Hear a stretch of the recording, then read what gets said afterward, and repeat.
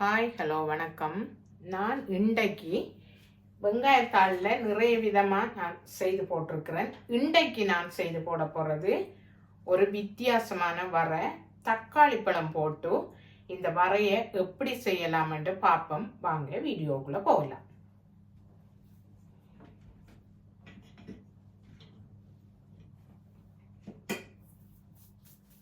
இப்போ பாருங்க, நான் இதையெல்லாம் சின்னனாக வெட்டி எடுக்க போறேன்.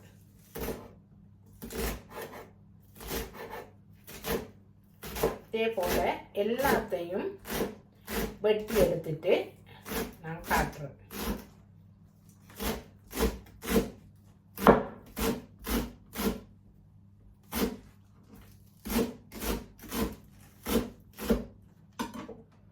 இப்ப பாருங்க, நான் இதை இந்த சட்டிக்குள்ள வெட்டினதை நான் போட போகிறேன். நான் ஏற்கனவே இந்த தாளை வடிவாக கழுவித்தான் இந்த வச்சிருந்தேன். நான் ஆன வடிவாக திரும்ப ஒருக்கா கழுவ தேவையில்லை.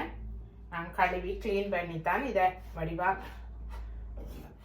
வச்சிருந்தேன். நான் இப்போ நான் இதை இனி தண்ணியில் நான் கழுவ போகிறது இல்லை.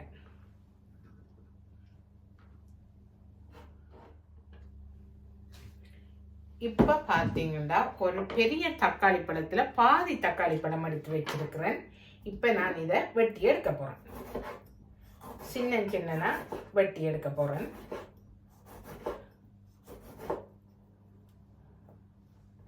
இப்படி நிறைய சின்னனா வெட்டிட்டு இப்படி இப்படி சின்ன சின்ன துண்டுகளாக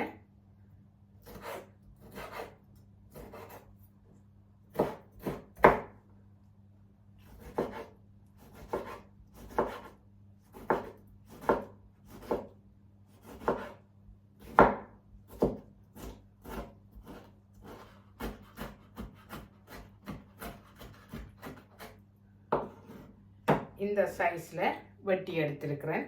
இப்போ நான் இதை இதுக்குள்ளே போட போகிறேன். போட்டுட்டு மிச்சத்தையும் வெட்டி எடுக்க போகிறேன்.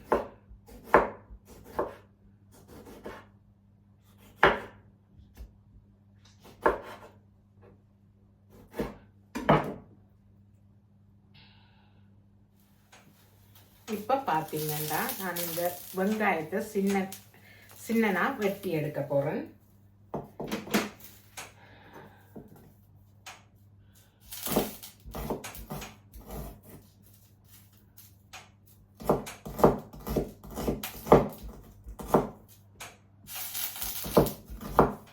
இதுக்கு நிறைய வெங்காயம் போட தேவையில்லை. என்னடா இது வெங்காயத்தாளா இருக்கிற வடிவா நிறைய தேவையில்லை.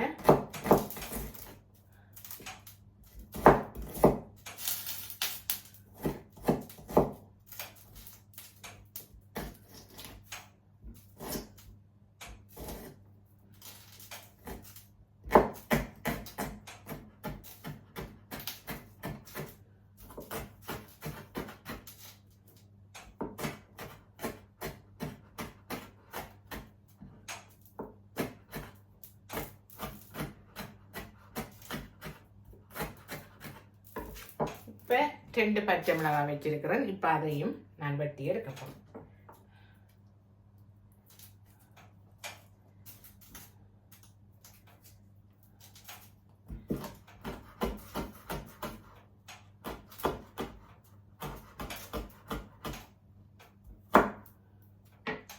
இப்போ பாருங்க, நான் அடுப்பில் சட்டி வச்சிருக்கிறேன். இப்போ நான் ஒரு 1.5 டீஸ்பூன் மாதிரி ஆயில் விட போகிறேன்.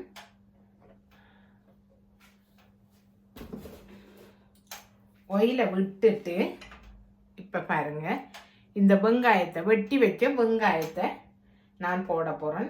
இதில் ஒரு 6 சின்ன வெங்காயம் எடுத்து வெட்டி வச்சிருப்பேன். இப்போ நான் அதை போட போகிறேன்.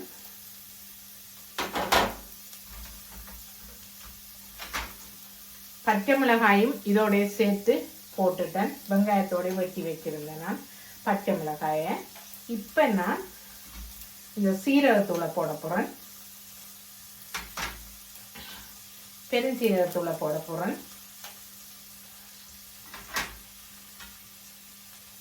இந்த மிளகு தூளை போட போகிறேன். கருவேப்பிலையை போட போகிறேன், கட்டத்தூளை போட போகிறோம். போட்டுட்டு இதை நான் வதக்கி எடுக்க போகிறோம்.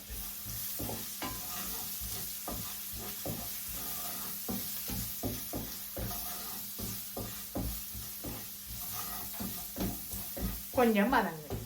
இப்போ பாருங்க, இது கொஞ்சம் வதங்கிட்டு இப்போ நான் வெட்டி வச்ச தக்காளி பழத்தை போட்டு நல்லா வதக்க போகிறேன். இப்போ நான் அடுப்பையும் குறைச்சி விட்டுட்டேன்.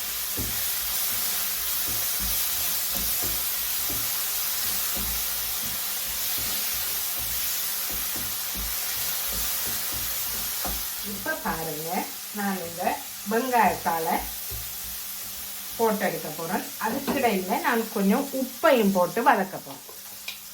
இப்போ பாருங்க, இதுக்குள்ள 1/4 டீஸ்பூன் உப்பு போடுறேன். மிச்சம் பார்த்து போடலாம்.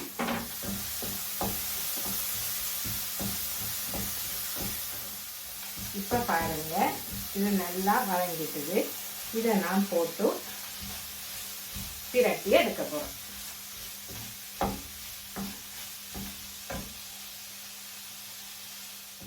இப்போ பாருங்க, இதுக்குள்ள உப்பு கொஞ்சம் காணாது. நான் கொஞ்சம்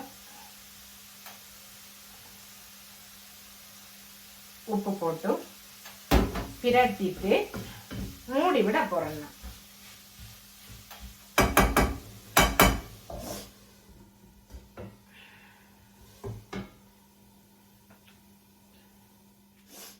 இப்ப பாருங்க, நான் திறந்தொருக்கா பார்க்க போறேன்.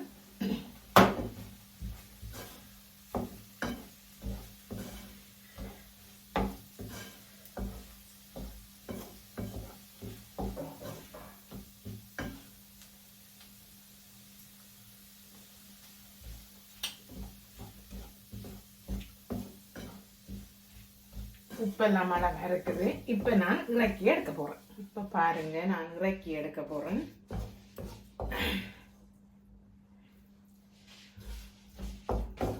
இந்த தக்காளி பழ புளியே போதுமானதா இருக்கு. உப்பு புளி எல்லாம் நல்லா இருக்குது.